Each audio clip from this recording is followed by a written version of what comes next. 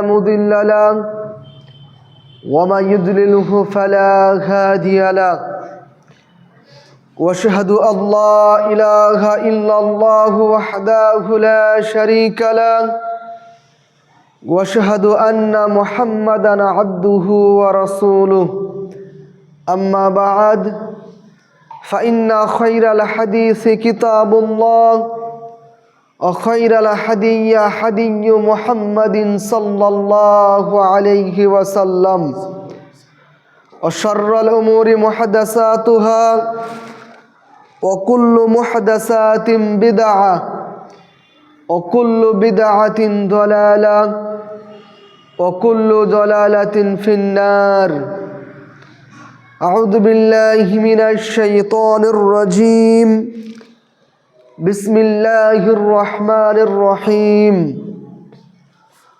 قل هو الله أحد الله الصمد لم يلد ولم يولد ولم يكن له كفوا أحد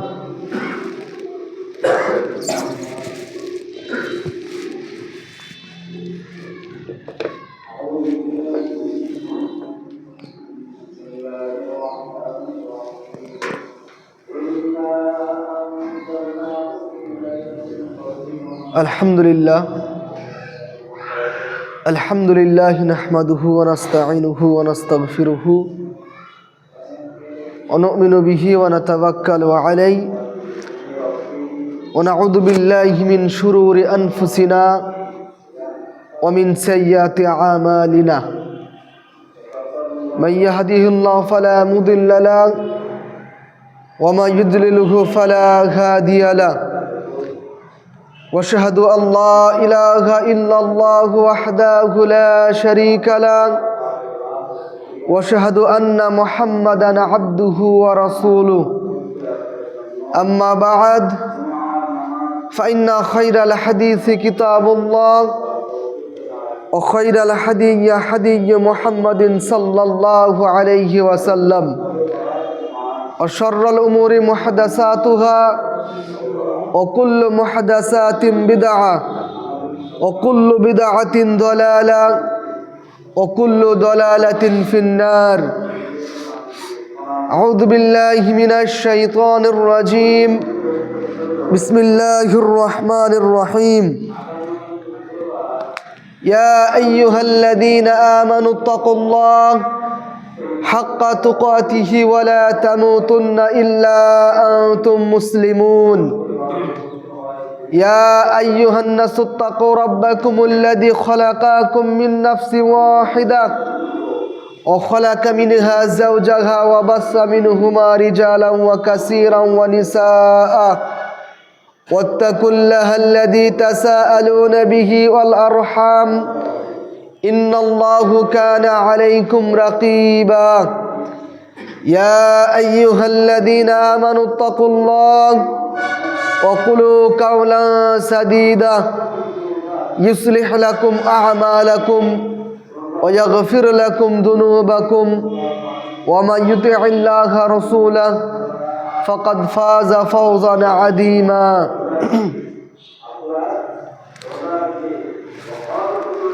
সমস্ত প্রশংসা সমস্ত গুণগান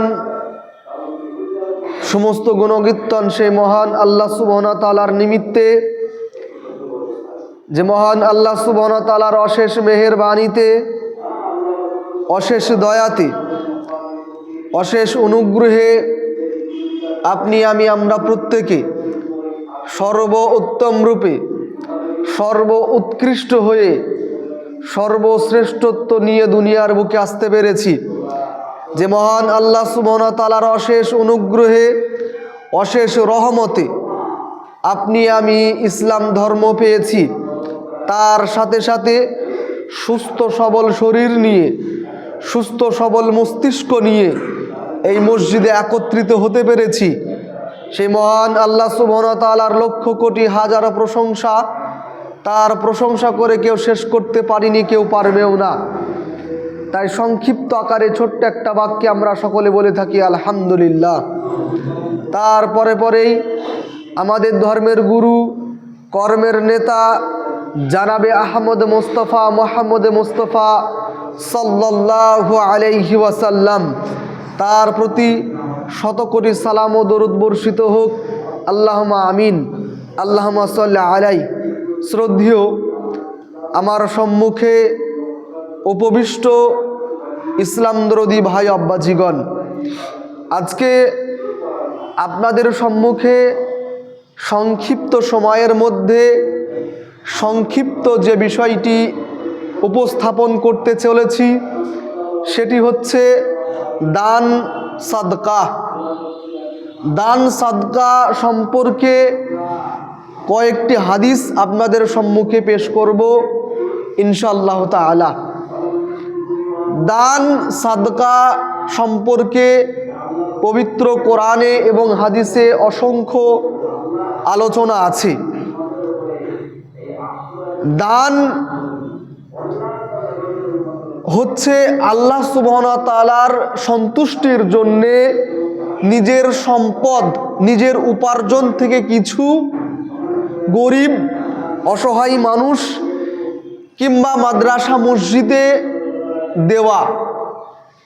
আল্লাহ সুবহানাহু ওয়া তাআলা আপনাকে আমাকে দুনিয়াতে পাঠিয়েছেন তার হুকুম আহকামকে মানার জন্য। আল্লাহ সুবহানাহু ওয়া তাআলা তিনি আপনাকে আমাকে পাঠিয়েছেন তার বান্দিগি করার জন্য। আল্লাহ সুবহানাহু ওয়া তাআলা তিনি বলেন সূরা জারিয়াত 51 নম্বর সূরা আয়াত নম্বর 56, ওয়া খালাকতুল জিন্না ওয়াল ইনসা ইল্লা লিয়াবুদুন, আমি মানব জাতি এবং দানব জাতিকে সৃষ্টি করেছি শুধু আমার বান্দিগি, আমার উপাসনা করার জন্য। আল্লাহ সুবহানাহু ওয়া তাআলার উপাসনার জন্য আপনি আমি সৃষ্টি, আল্লাহর বান্দেগি ইবাদত করার জন্য আপনাকে আমাকে তৈরি করা হয়েছে। আল্লাহ সুবহানাহু ওয়া তাআলার ইবাদত করতে গেলে আপনাকে আমাকে বেঁচে থাকতে হবে। আপনাকে আমাকে বেঁচে থাকতে গেলে আপনাকে আমাকে খাদ্য গ্রহণ করতে হবে। খাদ্য গ্রহণ করতে গেলে আপনাকে আমাকে উপার্জন করতে হবে। উপার্জন না করলে আপনি আমি খেতে পাবো না, না খেলে আপনি আমি বাঁচতে পারবো না। আর বেঁচে যদি না থাকি আল্লাহর বান্দেগি করব কিভাবে? তাহলে আপনাকে আমাকে উপার্জন করতে হবে, সম্পদ আপনাকে আমাকে সঞ্চয় করতে হবে এবং সেই সম্পদের সঞ্চয়কৃত সম্পদ থেকে আপনাকে আমাকে কিছু দান খয়রাতও করতে হবে। যে ব্যক্তির সম্পদ জাকাত সমপরিমাণ হয়ে যায়, জাকাতের নিসাব যখন পৌঁছে যায় তাকে তো জাকাত দিতেই হবে, বাধ্যতামূলক জাকাত দিতেই হবে। নামাজের পর হচ্ছে জাকাত। আল্লাহকে যে ব্যক্তি বিশ্বাস করে তাকে 5 ওয়াক্ত সালাত আদায় করতে হবে। তারপরেই যার সম্পদ আছে, নিসাব যদি তার পৌঁছে যায়, তাহলে জাকাতের নির্দিষ্ট সম্পদ তার কাছে যদি থেকে যায় 1 বছর, তাহলে তাকে জাকাত দিতেই হবে, এটা বাধ্যতামূলক। আর যাহারা আমরা জাকাতের সমপরিমাণ সম্পদ আমাদের যাদের নেই, তারপরেও আপনাকে আমাকে দান সাদকা আল্লাহর রাস্তায় আল্লাহকে সন্তুষ্টির উদ্দেশ্যে কিছু ফকির মিসকিন গরিব অসহায় মানুষকে সহযোগিতা করতে হবে এবং মাদ্রাসা মসজিদে আপনাকে আমাকে দান খয়রাত করতে হবে। আসুন দান খয়রাত সম্পর্কে আল্লাহ এবং আল্লাহর রসুল কোরআন এবং হাদিসে কি বলেছে আজ আমরা সংক্ষিপ্ত জানব। আল্লাহ সুবহানাহু ওয়া তাআলা তিনি পবিত্র কোরআনে তিনি বর্ণনা করছেন, ওমা ইউনফিকু মিন খায়রিন ফালিআনফুসাকুম। আল্লাহ সুবহানাহু ওয়া তাআলা তিনি বলছেন যে তোমরা যা সম্পদ ব্যয় করো, তোমরা যেগুলি ব্যয় করো আল্লাহর রাস্তায়, তোমরা যেগুলি ব্যয় করো সেগুলি তোমাদের জন্যই। যেগুলি তোমরা দান করছো সেগুলি তোমাদের জন্যই। ওমা ইউনফিকু ইল্লা ইবতিগা ওয়াজহিল্লাহ। আল্লাহ সুবহানাহু ওয়া তাআলা তিনি বলছেন যেগুলি তোমরা ব্যয় করো সেগুলি তোমাদের জন্যই এবং যেগুলি তোমরা ওমা ইউনফিকু যেগুলি তোমরা খরচা করো ইল্লা ইবতিগা ওয়াজহিল্লাহ আল্লাহর সন্তুষ্টির জন্য, যেগুলি তোমরা আল্লাহর সন্তুষ্টির জন্য তোমরা ব্যয় করো। ওমা ইউনফিকু মিন খায়রিন খায়রু ইউআফু ইলাইকুম আনতুম লা ইউজলামুন। আল্লাহ সুবহানাহু ওয়া তাআলা তিনি বলছেন সেটা হচ্ছে তোমাদের জন্য উত্তম ব্যয় করলে। আল্লাহ তাআলা তিনি বলছেন, বান্দারা তোমরা যেগুলি ব্যয় করো সেগুলি তোমাদের জন্যই, তোমরা যেগুলি আমার সন্তুষ্টির জন্যে তোমরা যেগুলি দান করো, ব্যয় করো, খরচা করো, সেগুলি হচ্ছে তোমাদের জন্য উত্তম ব্যয়। আল্লাহ সুবহানাহু ওয়া তাআলা তিনি এই প্রসঙ্গে তিনি অন্যত্রে বলছেন, আল্লাহ সুবহানাহু ওয়া তাআলা তিনি বলছেন, মাসালুল লাযীনা ইউনফিকুনা আমওয়ালাহুম ফি সাবিলিল্লাহ, যাহারা আল্লাহ সুবহানাহু ওয়া তাআলার সন্তুষ্টির জন্যে আল্লাহর রাস্তায় দান করে তাদের উদাহরণ। মাসালুল লাযীনা ইউনফিকুনা আমওয়ালুহুম, ওই সমস্ত ব্যক্তির উদাহরণ হচ্ছে যারা তাদের সম্পদকে খরচা করে ফি সাবিলিল্লাহি, আল্লাহর রাস্তায়।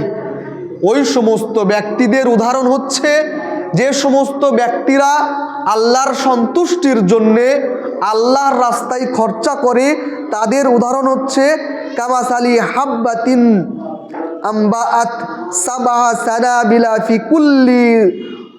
আল্লাহ সুবহানাহু ওয়া তাআলা তিনি বলছেন ওই ব্যক্তির উদাহরণ হচ্ছে ওই রকম একটা গাছের, একটা শস্য, একটা ফসলকৃত ফসলের একটা গাছ, একটা ধান গাছ, যেমন ধান থেকে একটা শীষ বাহির হয় এবং 60টা গাছ থেকে 60টা শীষ বাহির হয় এবং 60টা শীষে অসংখ্য দানা যেমন থাকে। একজন ব্যক্তির উদাহরণ হচ্ছে যে ব্যক্তি দান করে আল্লাহর সন্তুষ্টির জন্যে, যে ব্যক্তি আল্লাহর রাস্তায় দান করে ওই ব্যক্তির উদাহরণ হচ্ছে ওরূপ। কেমন? ওই রকম উদাহরণ যেমন একটা শস্য দানা থেকে একটা গাছ হয়, সেই গাছ থেকে আবার 60টা শীষ বাহির হয় এবং সেই 60টা শীষে অসংখ্য দানা থাকে। ওই ব্যক্তির উদাহরণ হচ্ছে ওরূপ। একজন ব্যক্তি যে আল্লাহ তাআলার সন্তুষ্টির জন্যে আল্লাহ তাআলার রাস্তাতে দান করলো, একটা দান থেকে তার অসংখ্য যেমন শীষ দানা, অসংখ্য শীষ যেমন বাহির হয়, আল্লাহ সুবহানাহু ওয়া তাআলা তার ওই একটা দান থেকে অসংখ্য নেকি আল্লাহ সুবহানাহু ওয়া তাআলা তিনি বৃদ্ধি করে দেন। আল্লাহ রাসূল সাল্লাল্লাহু আলাইহি ওয়াসাল্লাম তিনি হাদিসের মধ্যে বর্ণনা করছেন, আল্লাহ রাসূল সাল্লাল্লাহু আলাইহি ওয়াসাল্লামকে একজন ব্যক্তি জিজ্ঞাসা করলেন যে আল্লাহর রাসূল, আইয়ু সাদকাতি আযামু আজরান, হে আল্লাহর রাসূল, আল্লাহর কাছে সবথেকে আযামু আজরান, সবথেকে দামি দান, সবথেকে দামি নেকি সাদকা কোনটি? আল্লাহ তাআলার কাছে সবথেকে আযামু আজরান, সবথেকে বেশি নেকি পাওয়া যাবে কোন সাদকা, কোন সময় সাদকা করলে, কোন সময় দান করলে আল্লাহর কাছে সবথেকে বেশি নেকি পাওয়া যাবে? আল্লাহ রাসূলকে জিজ্ঞাসা করা হলো। আল্লাহ রাসূল সাল্লাল্লাহু আলাইহি ওয়াসাল্লাম তিনি বললেন, সব থেকে বেশি নেকি হবে ওই সময় দান করলে যখন মানুষের দরিদ্র হওয়ার আশঙ্কা থাকে, অর্থাৎ অভাবের সময়, অনটনের সময়, অসহায়, তারপরেও সেই ব্যক্তি দান করছে, এই দানের প্রতিদান অপরিসীম। তারপরে আল্লাহ রাসূল বললেন, যখন মানুষের ধনী হওয়ার আশঙ্কা থাকে, তার উপার্জনে খুবই বৃদ্ধি ঘটছে, তার মনে যাচ্ছে একটু সঞ্চয় করে একটু সচ্ছলতার মুখ দেখি, সেই সময় দান করা আল্লাহ সুবহানাহু ওয়া তাআলা এর প্রতিদান অপরিসীম দেন। আল্লাহ রাসূল সাল্লাল্লাহু আলাইহি সাল্লাম তিনি বলছেন যে সব থেকে বেশি নেকি পাওয়া যায় ওই সময় দান করলে যে সময় মানুষের অভাব অনটন যায়, যে সময় মানুষের ধনী হওয়ার আশা জাগে, সেই সময় দান করা সব থেকে বেশি, সব থেকে উত্তম। আল্লাহ রাসূল সাল্লাল্লাহু আলাইহি ওয়াসাল্লাম তিনি হাদিস শরীফে বর্ণনা করছেন, আল্লাহ রাসূল সাল্লাল্লাহু আলাইহি সাল্লাম তিনি বলছেন যে যখন আল্লাহর বান্দা ঘুমায়, যখন মানুষ রাত্রি যাপন করে, রাত্রিতে ঘুমায়, তখন দুজন ফেরেশতা আল্লাহর পক্ষ থেকে, তারা দুজন ফেরেশতা আল্লাহর পক্ষ থেকে তারা অবতরণ করে এবং তারা একজন ফেরেশতা বলতে থাকে, যে ব্যক্তি দান করে তার জন্য আল্লাহ সুবহানাহু ওয়া তাআলার কাছে দোয়া করতে থাকে, তার প্রতিদানের জন্য আল্লাহ সুবহানাহু ওয়া তাআলার কাছে দোয়া করতে থাকে যে আল্লাহ ওই দানকৃত ব্যক্তি দাতার জন্য তুমি কল্যাণ দান করো। যে ব্যক্তি দান করে একজন ফেরেশতা ওই দাতার জন্য আল্লাহ সুবহানাহু ওয়া তাআলার কাছে তার জন্য দোয়া করে ফেরেশতা। আর একজন ফেরেশতা যে কৃপণের জন্য বদদোয়া করতে থাকে। আল্লাহ রাসূল সাল্লাল্লাহু আলাইহি ওয়াসাল্লাম তিনি হাদিসের মধ্যে বর্ণনা করছেন, আল্লাহ রাসূল সাল্লাল্লাহু আলাইহি ওয়াসাল্লাম তিনি বলছেন, ক্বালা ওয়াল্লাহু তাআলা, আল্লাহ সুবহানাহু ওয়া তাআলা তিনি বলতে থাকেন, আল্লাহ সুবহানাহু ওয়া তাআলা তিনি বলেন, আল্লাহ রাসূল তিনি বলছেন যে আল্লাহ তাআলা তিনি বলেন, ক্বালাল্লাহু তাআলা আনফিকু ইয়া ইবনে আদম, হে আমার বান্দারা, হে আদম সন্তানেরা, তোমরা কি করো? দান করো। ওয়ায়ুনফাকু আলাইকা, তাহলে আমিও তোমাদেরকে দান করব। আল্লাহ রাসূল সাল্লাল্লাহু আলাইহি সাল্লাম তিনি বলছেন, আল্লাহ সুবহানাহু ওয়া তাআলা তিনি বলতে থাকেন, হে আদম সন্তানেরা, হে আমার বান্দারা, তোমরা দান করো, আমি তোমাদেরকে দান করব। আল্লাহ রাসূল সাল্লাল্লাহু আলাইহি ওয়াসাল্লাম তিনি হাদিসের মধ্যে বর্ণনা করছেন, কোনো ব্যক্তি যদি একটি গাছ লাগায় কিংবা একটি শস্য যদি বপন করে, সেই গাছ থেকে কিংবা সেই শস্য থেকে যদি কোনো পাখি, কোনো জানোয়ার, কোনো মানুষ যদি কুড়িয়ে, আপনি একটা গাছ লাগালেন, আম গাছ, কাঁঠাল গাছ, যে কোনো একটা গাছ, সেই গাছের ফল যদি পড়ে থাকে, পড়ে থাকা ফল যদি কোনো মানুষ কুড়িয়ে খায়, কোনো পাখি, কোনো পশু যদি খায়, তার জন্যেও আপনি তার প্রতিদান পাবেন। সুবহানাল্লাহ। আপনার অজান্তে যদি কোনো মানুষ, কোনো পশু পাখি আপনার বাগান থেকে, আপনার ফসলের ভুঁই থেকে যদি খায়, তারপরেও আপনি নেকি পাবেন। দানের এত নেকি। আল্লাহ রাসূল সাল্লাল্লাহু আলাইহি ওয়াসাল্লাম তিনি বলছেন যে দান খয়রাতের সম্পদ কখনো কমে না। যে ব্যক্তি দান করে, অভাব অনটনের সময় দান করে, মানুষ ভাবে যে দান করলে তো 100 টাকা যদি আমি দান করি, আমার তো 100 টাকার ঘাটতি থেকে যাবে, 100 টাকা আমার কমে গেল। আল্লাহ রাসূল সাল্লাল্লাহু আলাইহি সাল্লাম তিনি বলছেন, দানে মানুষের সম্পদ কমে না, এবং যে ব্যক্তি আল্লাহ তাআলার কাছে ক্ষমা চায়, তার ইজ্জত কখনো কমে না, তার সম্মান কখনো কমে না, তার সম্মান আল্লাহ সুবহানাহু ওয়া তাআলা আরো বৃদ্ধি করে দেন। আর যে আল্লাহ সন্তুষ্টির জন্য বিনয়ী হয়, আল্লাহ সুবহানাহু ওয়া তাআলা তাকে ছোট করেন না, তার মর্যাদাকে আরো বৃদ্ধি করে দেন। তাহলে দানের সম্পদ বাড়বে। বিনয়ী হলেন আপনি, যত বিনয়ী হবেন আপনার মর্যাদা আরো উন্নতি হবে। আপনি আপনার অপরাধকে, আপনার গুনার জন্য যত ক্ষমা চাইবেন, আল্লাহ সুবহানাহু ওয়া তাআলা আপনার মর্যাদাকে আরো বৃদ্ধি করে দেবেন। দান সম্পর্কে অসংখ্য কোরআন আয়াত এবং অসংখ্য হাদিস আছে। আল্লাহ রাসূল সাল্লাল্লাহু আলাইহি ওয়াসাল্লাম তিনি বলছেন, ইগতানিবু খামসান কাবলা খামসিন, হে আমার উম্মতেরা, শুনে রেখো, 5টা জিনিসকে তোমরা কাজে লাগাও। 5টা জিনিস আসার পূর্বে, 5টা জিনিসকে তোমরা কাজে লাগাও। 5টা জিনিস আসার পূর্বে আল্লাহ রাসূল সাল্লাল্লাহু আলাইহি ওয়াসাল্লাম তিনি বলছেন, ওয়া গিনাগাকা কাবলা ফাকারিক, তুমি তোমার সচ্ছলতাকে কাজে লাগাও দরিদ্র হওয়ার পূর্বে পূর্বে। আল্লাহ রাসূল সাল্লাল্লাহু আলাইহি ওয়াসাল্লাম তিনি বলছেন, আমার উম্মতেরা, হে আমার সাহাবীরা, শুনে রেখো, তোমার সচ্ছলতাকে কাজে লাগাও দরিদ্র হওয়ার পূর্বে পূর্বে। তোমার কাছে সম্পদ আছে, তোমার উপার্জন ভালো হচ্ছে, আজ তোমার ইনকাম আছে, এই টাকাকে তুমি সঠিক জায়গায় ব্যয় করো। তুমি দরিদ্র, যখন তুমি নিঃস্ব হয়ে যাবে, তার আগে তুমি এই টাকাকে সঠিক জায়গায় খরচা করো। আল্লাহ রাসূল সাল্লাল্লাহু আলাইহি ওয়াসাল্লাম তিনি বলেছেন, বিগত সপ্তাহে বলেছিলাম যে আল্লাহ সুবহানাহু ওয়া তাআলা তিনি প্রত্যেকটা ব্যক্তিকে 5টা জিনিস জিজ্ঞাসা করবেন কাল কিয়ামতের মাঠে। একটা জিনিস আল্লাহ সুবহানাহু ওয়া তাআলা তিনি জিজ্ঞাসা করবেন, বান্দা তুমি কোথায় উপার্জন করেছিলে, বান্দা তুমি কোথায় ব্যয় করেছিলে। আল্লাহ সুবহানাহু ওয়া তাআলা তিনি আপনাকে জিজ্ঞাসা করবেন, হে আমার বান্দা তোমার তো সম্পদ অনেক ছিল, তুমি তো মাস গেলে 20,000, 30,000, 50,000 টাকা ইনকাম করতে, তুমি কোথায় এই টাকাকে কোথায় খরচা করেছিলে বলো। আল্লাহ সুবহানাহু ওয়া তাআলা তিনি আপনার সম্পদ, আপনার ইনকাম, আপনার উপার্জন সম্পর্কে আল্লাহ সুবহানাহু ওয়া তাআলা তিনি জিজ্ঞাসা করবেন। আল্লাহ সুবহানাহু ওয়া তাআলা আবার জিজ্ঞাসা করবেন, বান্দা তুমি টাকাকে কোথায় খরচা করতে, কোথায় তোমার টাকাকে খরচা করতে বলো।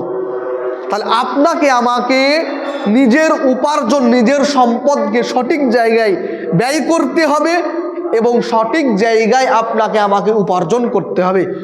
আল্লাহ রাসূল সাল্লাল্লাহু আলাইহি ওয়াসাল্লাম তিনি বলছেন, ইদা মাতাল ইনসানু ইনকাতা আনহু আমালুহু, যখন কোনো ব্যক্তি মারা যায় তার সমস্ত আমলের রাস্তা বন্ধ হয়ে যায়। মানুষ যখন মারা যায় তার নেকি কামানোর যে রাস্তা সমস্ত কিছু বন্ধ হয়ে যায়, সে আর নেকি কামাই করতে পারে না।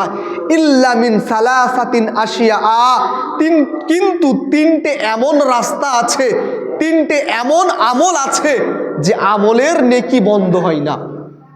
আল্লাহ রাসূল সাল্লাল্লাহু আলাইহি ওয়াসাল্লাম তিনি বলছেন, সাদকাতুন জারিয়া, দান সাদকা এইটা কখনো বন্ধ হয় না।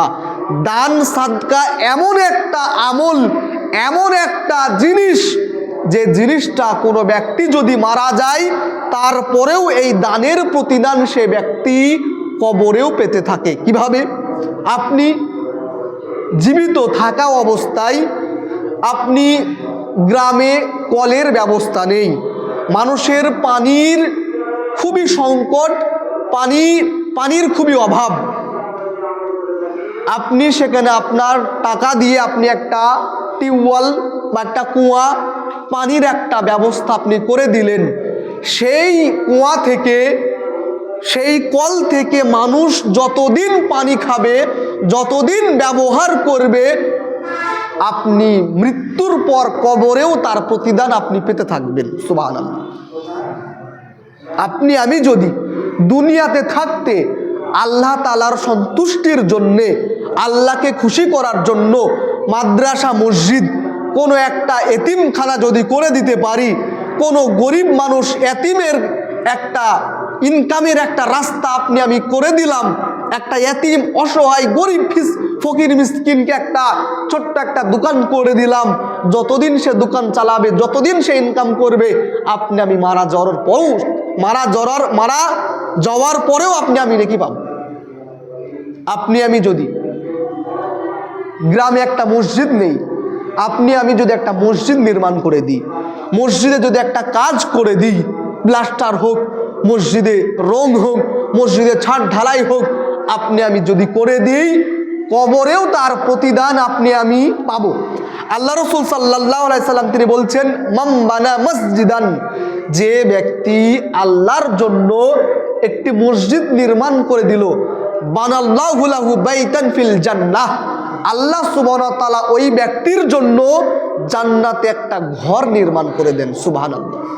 দুনিয়াতে আপনি আমি নিজের ঘরটা করার জন্য, নিজের যেখানে আপনি আমি থাকি, কদিন?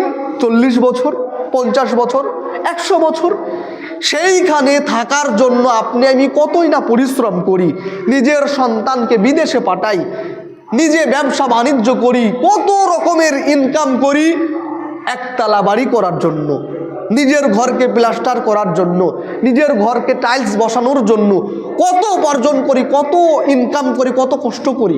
কিন্তু আপনি আমি মসজিদের জন্য, আপনি নিজের বিবেককে একবার প্রশ্ন করুন, নিজেকে আপনি প্রশ্ন করুন, আপনার বাড়িটা আপনি 20 লক্ষ টাকা দিয়ে আপনি নিজের বাড়িটা তৈরি করলেন, এ যাবৎ আপনার বয়স 40, 50, 60, 100 বছর বয়স, আপনি আল্লাহর মসজিদের জন্য ক লক্ষ টাকা দান করেছেন। আপনি আপনার 20 বছর থেকে আপনি 50 বছর অবধি, 30 বছর আপনি চুটিয়ে ইনকাম করেছেন। আপনি লক্ষ লক্ষ টাকা ইনকাম করেছেন, আপনার গ্রামের মসজিদের জন্য আপনি ক লক্ষ টাকা দান করেছেন। আল্লাহ রসুল তিনি বলছেন, যে ব্যক্তি আমাকে সন্তুষ্টির জন্য মসজিদ নির্মাণ করে দিল, ওই ব্যক্তির জন্য আমি জান্নাতে একটি ঘরই নির্মাণ করে দেব। সুবহানাল্লাহ। প্রিয় ভাই, আমরা কি সেই জান্নাতে নিজের জন্য একটা ঘর চাই না? জান্নাতে আপনি আমি নিজের জন্য কি একটা ঘর চাই না? যাহাদের আমাদের সমর্থ নেই, একাই একটা মসজিদ নির্মাণ করে দেওয়ার ক্ষমতা নেই, আমরা 10 জনা মিলে 20 জনা মিলে কিছু কিছু করে সহযোগিতা করে মসজিদের যে সমস্ত কাজগুলি বন্ধ আছে, যে সমস্ত কাজগুলি বাকি আছে, সেই সমস্ত কাজগুলি আপনি আমি কি করে দিতে পারি না? আল্লাহ সুবহানাহু ওয়া তাআলা এর প্রতিদান অবশ্যই দেবেন, দেবেন না? আপনি আমি যদি চাই, চেষ্টা করি গ্রামের 20 জন মিলে যে ঠিক আছে আমরা দোতলার ছাদ ঢালাই থেকে শুরু করে প্লাস্টার থেকে শুরু করে রং চং সমস্ত কিছু আমরা করে দেব, লাগুক আমাদের 20,000 টাকা করে লাগুক, দিয়ে দেবো ইনশাল্লাহ। 1 বছর সময় নিচ্ছে, 1 বছরের মধ্যে কিছু কিছু করে আমরা এই 20 জন কি 10 জন আমরা 10 জনা দায়িত্ব নিলাম, আমরা একতলা কি দোতলার সমস্ত কাজগুলি আমরা এই 10 জনা মিলে করে দিব। যদি আমরা চেষ্টা করি, পারি কি পারবো না? পারবো কি পারবো না? অবশ্যই পারবো। ইসলাম দরদি ভাই আব্বাজিগণ, আপনাদের কাছে আমার কড়া জোর নিবেদন, অনুরোধ, আজকে বর্তমান আপনার আমার বাড়িটা রাস্তা দিয়ে গেলে বাড়ির দিকে চোখ যায়, কার এত সুন্দর বাড়ি, এত সুন্দর বাড়ি কার?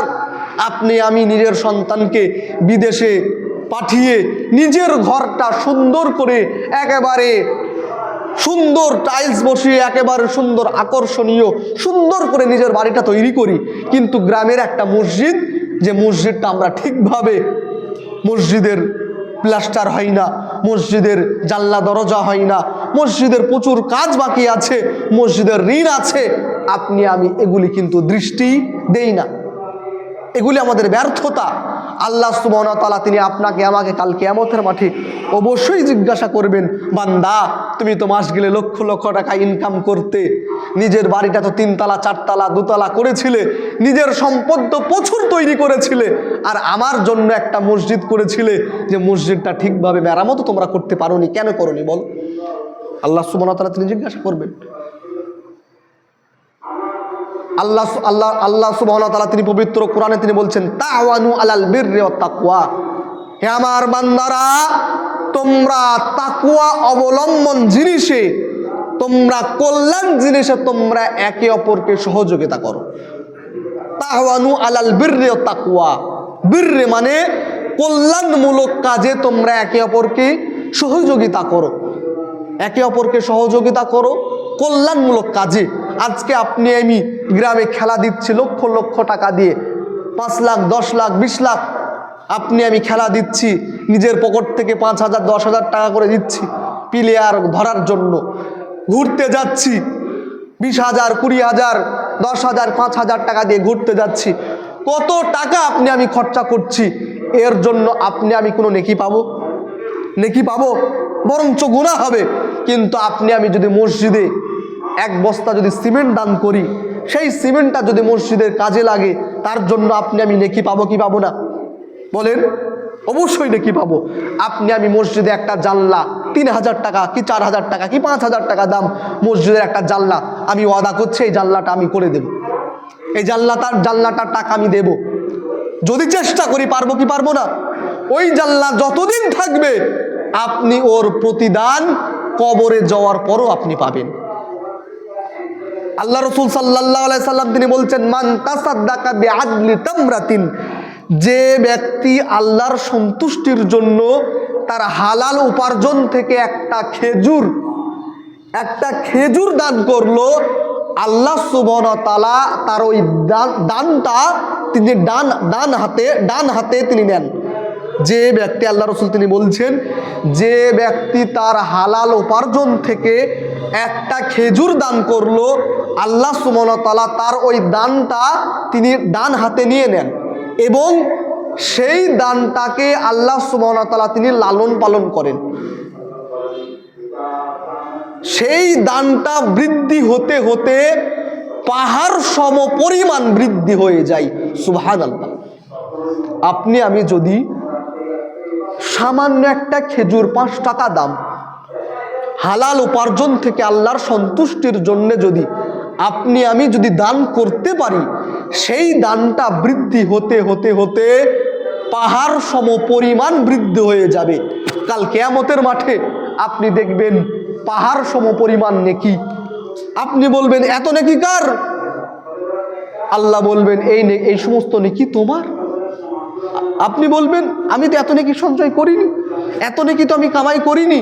আল্লাহ সুবহানাহু ওয়া তাআলা তিনি বলবেন, বান্দা তুমি যখন অসহায় ছিলে, তুমি দরিদ্র ছিলে, তোমার সংসার খুব কষ্টে কাটতো, তারপরেও তুমি 100 টাকা আমাকে সন্তুষ্টির জন্য তুমি 100 টাকা তুমি দান করেছিলে। আমি আল্লাহ তোমার সেই দানটাকে আমি কবুল করেছিলাম। সেই দানটাকে আমি বৃদ্ধি করতে করতে করতে এই পাহাড় সমপরিমাণ আমি বৃদ্ধি করে দিয়েছি। এই নেকি হচ্ছে তোমার। সুবহানাল্লাহ। প্রিয় ভাই আব্বাজিগণ, আমি আপনাদের কাছে এটুকুনি বলতে চাই, এই মসজিদটা আমরা খুবই কষ্টে আমরা নির্মাণ করেছি। বিভিন্ন গ্রামে ভিখারির ন্যায়, ফকিরের ন্যায় হাত পেতে টাকা নিয়ে এসে মসজিদটাকে নির্মাণ করতে হয়েছে। যাক, সবই আল্লাহর ইচ্ছায়, আলহামদুলিল্লাহ সুম্মা আলহামদুলিল্লাহ। মসজিদটা আমরা এত দূর করতে পেরেছি, আল্লাহর শুকরিয়া। আল্লাহ চেয়েছেন বলে হয়েছে। যে সময় এক সময় এই মসজিদে নগ্ন ফিল্ম হতো, সিনেমা হতো, কি হতো না, গান বাজনা হতো, কত রকমের অশ্লীল গান বাজনা হয়েছে, সেই জায়গায় মসজিদ নির্মাণ হয়েছে। এটা একটা অলৌকিক একটা ঘটনা, আশ্চর্য ঘটনা না? যে জায়গায় সিনেমা 20 বছর আগে, 10 বছর 5 বছর আগে সিনেমা হতো, সেই জায়গায় এখন আল্লাহর ইবাদত হচ্ছে। অলৌকিক ঘটনা একটা, আল্লাহ চেয়েছেন হয়েছে। এই মসজিদটা প্রত্যেকটা তেওরখালী, প্রত্যেকটা যাহার আমরা এই মসজিদে নামাজ পড়তে আসি, প্রত্যেক জোনার মসজিদ। আমি যে ইমাম সাহেব বলে এই মসজিদটা আমার একার তা না। যে ব্যক্তি মুয়াজ্জিন আজান দিচ্ছেন, মসজিদটা যে তার না, যারা যে সেক্রেটারি আছে মসজিদটা তার না। মসজিদে আমরা যতজনা নামাজ পড়তে আসছি প্রত্যেকের মসজিদ এটা, তেওরখালী প্রত্যেকটা মুসলমানের মসজিদ এটা, পৃথিবীর প্রত্যেকটা মুসলমানের মসজিদ এটা। আপনাকে আমাকে প্রত্যেককে অন্তরে এই জিনিসটা আপনাকে আমাকে একেবারে দৃঢ়ভাবে গেঁথে নিতে হবে যে এই মসজিদটা আমার, এই মসজিদটার দেখভাল আমাকে করতে হবে। এই মসজিদটা বর্তমান মসজিদটা রেজিস্ট্রারি ছিল না, আল্লাহর অশেষ শুকরিয়া, আলহামদুলিল্লাহ। অনেক কষ্টের পরে, মেহনতের পরে, আল্লাহর সন্তুষ্টি, আল্লাহর ইচ্ছাতে মসজিদটা রেজিস্ট্রারি হয়েছে, আলহামদুলিল্লাহ, খুব ভালো। আরও মসজিদের অনেক কাজ বাকি আছে, এখনো মসজিদের ঋণ আছে। সামনে রমজান মাস প্রায় চলে এসেছে, 1-2 তারিখ থেকে রমজান মাস, মার্চ মাসে রমজান মাস চালু হয়ে যাবে। রমজান মাসে আমরা মসজিদে নামাজ পড়তে আসবো কি আসবো না ভাই? আসবো। মসজিদে বর্তমান যেটা একেবারে খুবই প্রয়োজন, সেটা হচ্ছে মসজিদের রেলিং।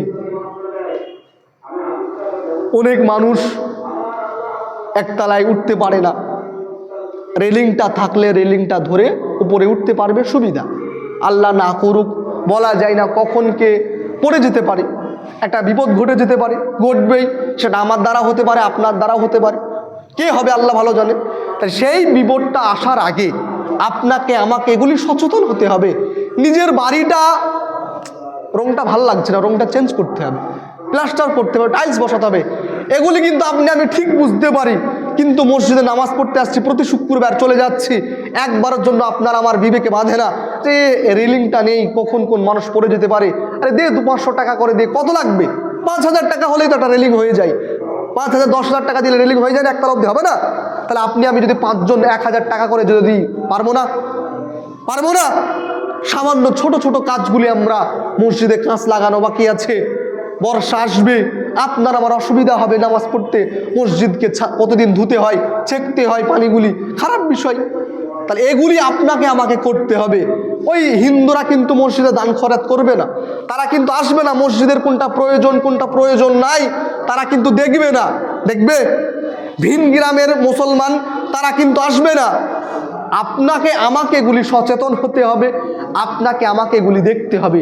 আমি আপনাদের কাছে একটুকুনি অনুরোধ করে বলতে চাই, ইসলাম দরদি ভাই আব্বাজীগণ, তেওরখালীর দারুস সালাম জামে মসজিদে যাহারা আমরা নামাজ পড়তে আসছি, আপনাদের কাছে আমার করজোর অনুরোধ আবেদন যে আমরা প্রত্যেকে চেষ্টা করব যে যতটুকুনি এই মসজিদটাকে সুন্দর করে যে সমস্ত কাজগুলি বাকি আছে সেগুলি আপনাকে আমাকে আস্তে আস্তে, যে আজকে 1 মাসের মধ্যেই 4 তালাকে পুরো ফুল কমপ্লিট করতে হবে এমন না, আস্তে আস্তে আমরা একটা একটা করে কাজ আমরা চেষ্টা করব করার ইনশাল্লাহ।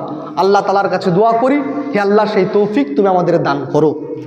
আল্লাহ রসুল সাল্লাল্লাহু আলাইহি ওয়াসাল্লাম তিনি বললেন, সব থেকে উত্তম দান কোনটা?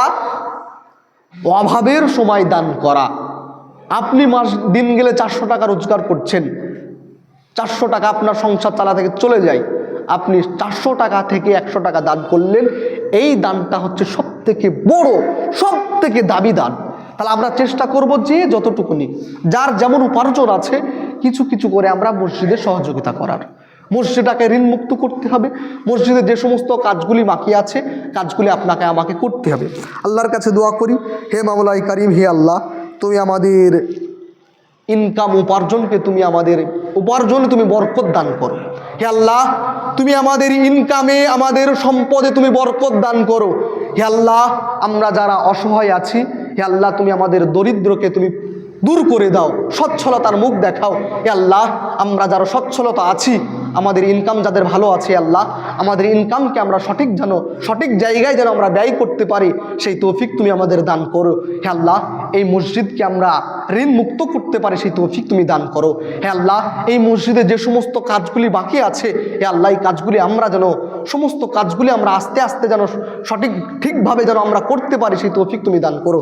হে আল্লাহ এই মসজিদে আমরা যারা নামাজ পড়তে এসেছি, আল্লাহ প্রত্যেকের অতীতের গুনাহকে তুমি মাফ করে দাও। প্রত্যেকের আত্মীয় স্বজন যারা অন্ধকার কবরে চলে গেছে, আল্লাহ তুমি তাদের কবরের আযাবকে তুমি মাফ করে দাও। হে আল্লাহ আজ পৃথিবীর মাজলুম মুসলমান, আজকে মুসলমানকে পৃথিবীর সমস্ত জাতিরা পৃথিবী থেকে উচ্ছেদ করার পরিকল্পনা করছে, আল্লাহ তুমি মুসলমানদের তুমি প্রভু, হে আল্লাহ তুমি সকলের স্রষ্টা। হে আল্লাহ তুমি মাজলুম মুসলমানকে তুমি জালেমদের হাত থেকে রক্ষা করো। হে আল্লাহ গাজার মুসলমানকে, ফিলিস্তিনের মুসলমানকে তুমি জালেমদের হাত থেকে তুমি রক্ষা করো। আল্লাহুম্মা সাল্লি আলা মুহাম্মাদ ওয়া আলা আলি মুহাম্মাদ কামা সাল্লাইতা আলা ইব্রাহিম ওয়া আলা আলি ইব্রাহিম ইন্নাকা হামিদুম মাজিদ। আল্লাহুম্মা বারিক আলা মুহাম্মাদ ওয়া আলা আলি মুহাম্মাদ কামা বারাকতা আলা ইব্রাহিম ওয়া আলা আলি ইব্রাহিম ইন্নাকা হামিদুম মাজিদ। সুবহানাকা আল্লাহুম্মা রাব্বানা বিহামদিকা আশহাদু আল্লা ইলাহা ইল্লা আনতা আস্তাগফিরুকা ওয়া আতুবু ইলাইক।